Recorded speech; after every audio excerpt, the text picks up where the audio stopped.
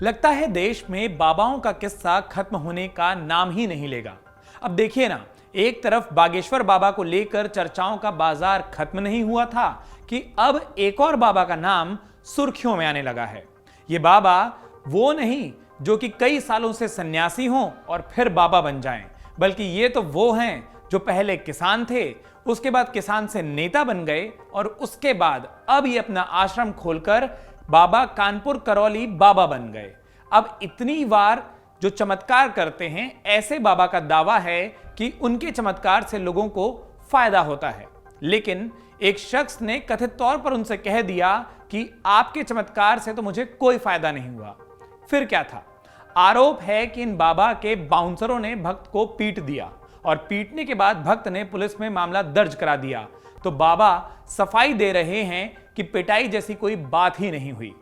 अब आप सोच रहे होंगे कि आखिर ये कौन से बाबा हैं।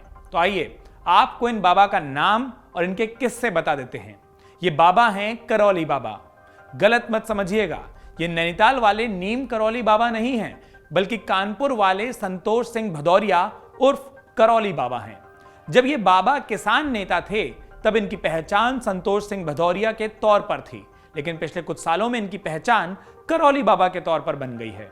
बाबा वैसे रहने वाले उन्नाव के हैं, लेकिन गंगा पार कानपुर में एक जमीन पर आश्रम बनाया और फिर क्या था, बाबा बन गए। इन बाबा के दरबार में जाने के लिए भक्तों को बकायदा 100 रुपए की पर्ची कटानी पड़ती है और अगर आपको विशेष पूजा करनी हो तो विशेष दान दक्षिणा भी करनी पड़ती है। दरअसल चमत्कार का दावा करने वाले करौली बाबा के दरबार में घरेलू समस्याओं से परेशान नोएडा के एक डॉक्टर ने मुराद पूरी न होने की शिकायत की थी। डॉक्टर सिद्धार्थ चौधरी नाम के शख्स की शिकायत के मुताबिक उनकी बात सुनते ही बाबा के सेवादार या यूं कहे बाउंसरों ने उन्हें पास के कमरे में ले गए और वहां ले जाकर लात, घूसों और लोहे की रॉड से बुरी तरह पीटा। पिटाई में घायल डॉक्टर सिद्धार्थ की नाक की हड्डी टूट गई और सिर में चोट लगी।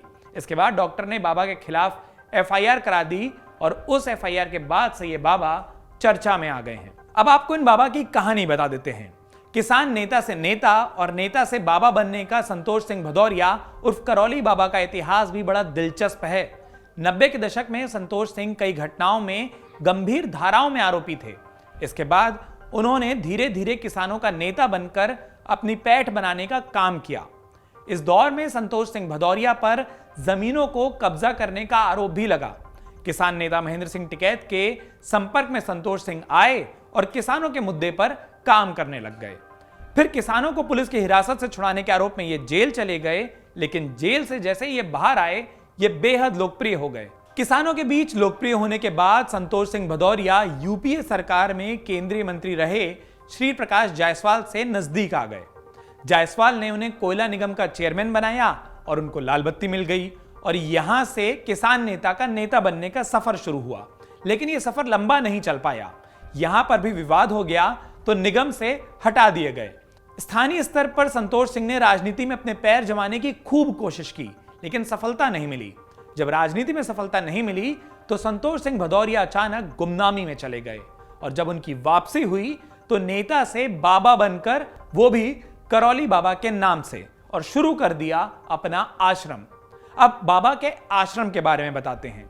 करौली बाबा का यह आश्रम करीब 14 एकड़ में फैला बताया जाता है। आश्रम में हर रोज 3 से 4 हजार भक्त पहुंचते हैं। ये आने वाले भक्तों को आश्रम आने पर 100 रुपए की रसीद काटनी ही होती है। पर्ची काटने वालों की मुराद पूरी होने की मियाद 15 दिन की होती है और अगर 15 दिन में किसी की मुराद पूरी नहीं हुई तो फिर से 100 रुपए की पर्ची कटेगी। पर्ची काटने वालों को बदले में सफेद रंग का धागा बांधने को दिया जाता है। अगर किसी भक्त को आश्रम में बाबा से मिलना है तो 5100 रुपए और हवन कराना हो तो उसके लिए 5000 रुपए की पर्ची अलग से कटानी पड़ती है। बाकी विशेष पूजा, विशेष हवन के लिए एक विशेष राशि भी तय है जो 1-1.5 लाख रुपए या उससे ऊपर तक जाती है। करौली बाबा के आश्रम में हर वक्त हवन चलता रहता है। दूर दूर से भक्त तरह तरह की समस्याएं लेकर आते हैं। किसी को कोई पारिवारिक कष्ट है तो कोई व्यक्तिगत समस्याओं से पीड़ित है। बाबा का दावा है कि वो हर तरीके के कष्टों को भगवान शिव का नाम लेकर हर लेते हैं। विशेष हवन खुद करते हैं जिसके लिए विशेष खर्च कराना होता है, हमने आपको पहले ही बता दिया। फिर बाबा से कष्ट पूछकर आंखें बंद कर चमत्कार करने का दावा किया जाता है। बताया जाता है कि बाबा लोगों का इलाज करने का भी दावा करते हैं और इसके लिए 1.5 लाख रुपए की राशि ली जाती है।